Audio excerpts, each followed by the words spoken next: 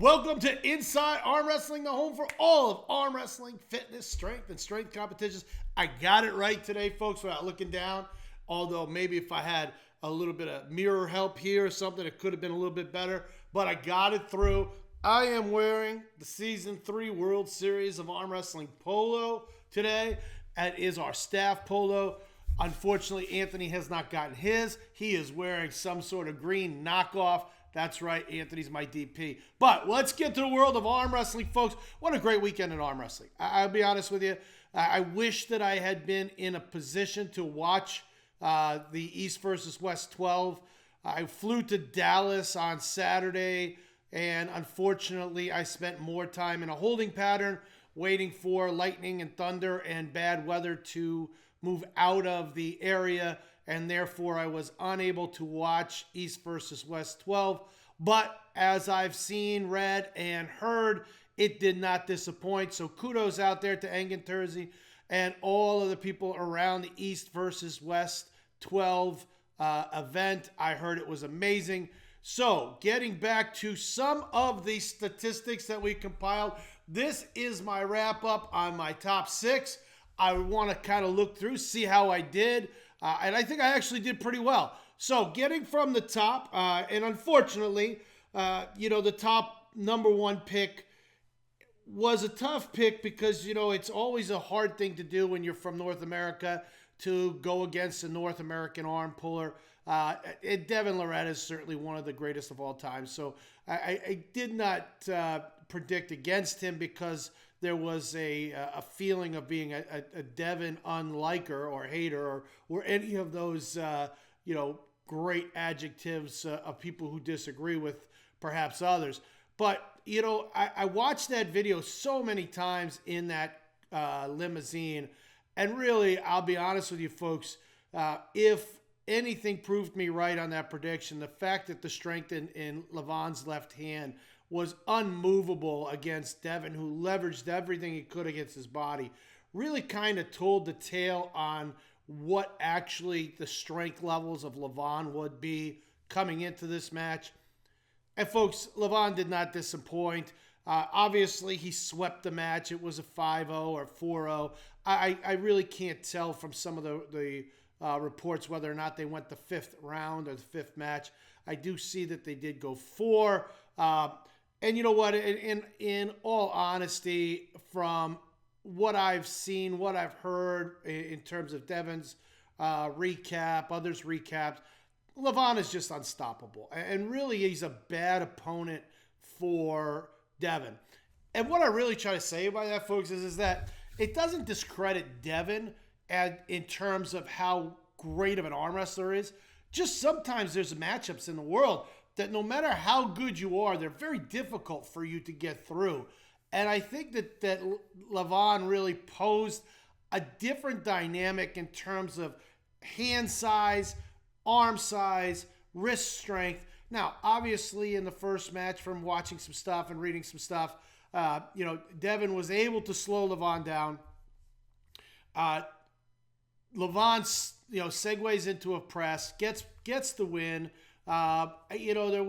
There's a lot of people who would have thought that at that point, maybe it was really the coming of Devin, showing his great superiority. But I think what Levon really did was show that he's got more lanes than maybe a lot of us give him credit for. I mean, really, if you look at him as a puller and what he's done, you don't see a lot of deviations with Levon, but certainly he definitely showed that he is dynamic, and certainly in adverse situations, he's very cool, collective, flopped into the press, and you know what? He got the victory. And then after that, it was really all top roll and strength at that point for Levon. So my number 1 pick, I was 1-0, but sadly to say, I wish I could have been wrong on that one. But I am happy to hear that Devin is considering dropping down a weight class. And it's not, folks, because I don't want to see him in a super heavyweight matchup.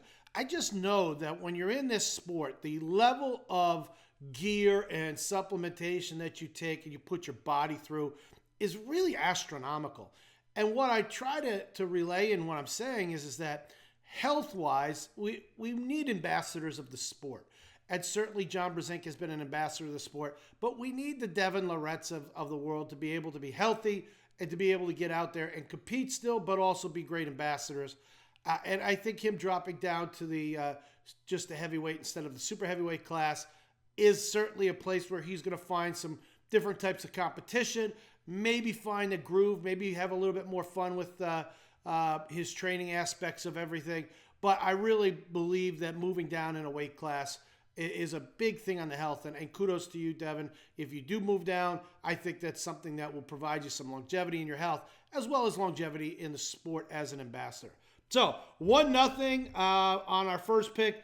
Second pick, guys, I'll be honest with you, I nailed. I think a lot of people thought that Georgi Savetkov was going to crush Alex Krejcika. Not me. I actually had Alex originally at 4-1, and really I gave him 4-1 because if it would have went to the fifth one, I would have thought that maybe he would have given Georgi an opportunity to work. But at this point, he swept the match. Alex Krejcika is maybe the next in line when it comes to who the next challenger will be for Levon. I'll be honest with you, though. I think Alex has a little bit more time that he needs to develop that strength and really what I'll call that super strength. He's a tall dude, and he's a thick arm wrestler. You look at his upper body, there's nothing at all that's shredded in there. It's just mass over mass. And I think it kind of gives a little bit bigger dynamic for him as an arm wrestler that maybe Devin didn't have. He might have some power in different lanes that perhaps Devin wouldn't have tried. But I'd like to see Alex coached up a bit, get a few more matches, maybe work on a little bit more dynamic exchanges. But Alex Krejcika, he made me 2-0. So I'll put the big 2-0 right here. My next match, guys, I'll tell you what, I was on fire. Now, Michael ended up winning over Frank 3-1, I believe. I don't know if they got the last match in. I know there was a little controversy with this. I think at one point Frank had potentially tied this up. However, it was on a foul. Michael protested. The referees overruled the foul, and he came back in to win that match. And that really made the difference, folks, going from a 2-2 back to a 3-1. I'm not quite sure. I haven't seen if he did a fourth match. I think they may have stopped at 3-1. But Michael Todd was the winner. And not only was the winner, he made me 3-0. I was 3-0 at this point, folks. I was so pumped up. I had a big parlay going here of a penny per match. I probably would have won 12 or 18 cents. But unfortunately, and not unfortunately in terms of being disappointed for Leonidas, very, very, very interesting that he did as well as he has, and I stand corrected. I did not think that he would do as well as he did, and obviously winning the matchup against Schoolboy. I'm not sure, folks. I think it's always hard to judge arm wrestlers when they don't go against high-quality athletes on a consistent basis, because you really don't know where they're at. And now, obviously, he made short work of Larry Wheels, but I don't consider Larry at this point in the game a world elite arm wrestler. Again, we've talked about this. I think he's a very strong national level North American arm wrestler. World elite, I would not go at that as a title or a moniker for him as an arm wrestler. I think he would, again, have a lot of trouble getting out of a U.S. Nationals in the super heavyweight division. But Leonidas kind of proved me wrong on his strength. That he really, his hand and his demeanor, really took advantage of the Schoolboy mystique, if you will. And he gave me the first loss of the day. I was a little bit disappointed with that. I really thought that I might have been able to go 4-0 from the start, but Leonidas Arona had won 3-2. Some really great matches. Went right down to the wire. So kudos to you, Leonidas. Kudos to Schoolboy. I mean, these guys are 23 and 25 years old, respectively. Not respectfully, but respectively. So I think that it's really a dynamic that we're going to see here in the future with these two young men. They got a lot of arm wrestling to go, folks. So that brought me, unfortunately, to 3-1. And here was a really big disappointing match for me, folks. And it wasn't disappointing because of the result of the overall super match. I was kind of disappointed because Brandon went in and he got injured. I never like to see arm wrestlers get injured, and Brandon is really a cool dude. Unfortunately, he blew out, looks like his bicep and some sort of tendon issues there in the first match and was unable to continue. But my hat's off to Brandon for going over there, getting ready, getting prepared. It's a daunting task, folks.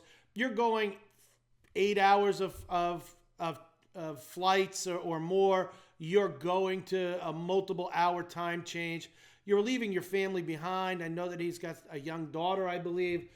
So when you look at all of the inner working parts of that, you know, the travel, the time change, leaving your family as a new dad, you know, a dietary change in terms of going from what you're used to eating to what they're providing for you overseas.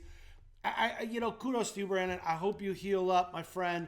I'd love to be able to see you in a couple of months at one of the regionals, but I do understand that, at this point, your injury is going to probably preclude you from doing very much pulling for a while. But kudos to you. I take my hat and tip it to you because, you know what, you walk the walk, and that's important. So, unfortunately, though, that took me to 3-2. But in the end, Fia really did me a solid there. Really made very easy work of Katarina. She won the left-hand title. There's a big picture of her on Instagram with the East versus West belt with a beaming smile on her face. She's just a phenomenal arm wrestler, and really, kudos to her. I believe she went 4-0. I don't actually know why they didn't go a couple of these matches 5-0. And when I say that, I mean, it really, if you're going to go to the point in which you win, which is 3-0, I think, if you're the underside of that bracket, stop at 3-0. If you go to 3-0 and you want to figure out if you can go in a different lane to get the 3-1, then do that. If you go to 4-0 and you're down 4-0, why not have that last match? Go 5-0. And not to give them the ability to say they swept you, but ask them kindly and courteously, can I try a different lane? Can we try something different? At this point, the champ was already distinguished. But Fia made me 4-2 on my picks. And I can tell you something, folks. I'm pretty happy with that. I'm not very strong in the information of European or what we'll call our Eastern opponents. But in all essence, I think I called them out pretty well. I don't think the Levon match was a hard one. I have to tip my hat to myself for the Alex match. I nailed that one. I was super happy for Michael. Given the extent of the Leonidas match, I actually had Schoolboy 5-0, but Leonidas came back and really, showed me that he is a force to work and to consider in future arm wrestling matches. Brandon, I unfortunately heal up, my friend, and Fia, thank you. You got me to 4-2. You didn't let me split it 3-3, and I appreciate that. So, folks, the moral of the story is great arm wrestling. We have great competitions coming up. There's a lot of different promotions out there. You've got the High Five. You've got the UALs. You've got Corey Miller coming out with the next set of 64, which I was actually invited to pull in on the super heavyweight side. Unfortunately, I will be filming at Jody Williams LLD tournament up in Oregon that weekend. But thank you to Corey and Frank for reaching out and letting me know that I qualified. It would have been great to be able to come back and return to the table on something as prestigious as that. They are super cool guys up there and would have been really a great time. However, unfortunately, I have to pass, and hopefully I'll get a nod in the future. But thank you guys for that. And then, of course, we start on June 29th, World Series of Arm Wrestling at Antone's Italian Eatery, Jamie Sheldon's home of the Mafia Sandwich, the Big Mick, the Big Mac, the Big Nick, the Big Knack. He actually has some really pretty cool names up there. I kind of said that in a jestful way, but He's got great sandwiches. We are going to have a June 9th practice there to do some filming adjustments. So, folks, if you can meet it, if you're in Southern California, come out and see us. But as always, folks, that wraps it up for us on Inside Arm Wrestling. Remember to train hard, live smart, and pull safe. This has been Greg Sharp. I got the intro and the outro right today. Woo! All right, little nature boy there. Have a great week, everyone. Thank you. Folks, if you like these stories and you want to see more, please hit the like button and subscribe to our page. Also, hit the notification bell underneath the video so that way you're notified every time a new video comes out. And if you're on social media, specifically Instagram, go to the World Series of Arm Wrestling Instagram page. Please follow it. We'll try to follow you back, but it'll keep you up to date with all of the news and events in the world of arm wrestling.